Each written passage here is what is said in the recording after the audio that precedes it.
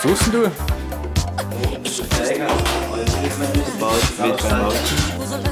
Aber das geht? Das geht. Das ist ziemlich cool. Jo.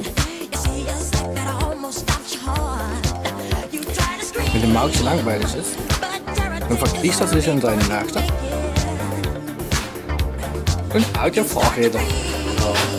Die hat er jetzt erst zu meinem Kunstwerk zusammengeschweißt. Und tada!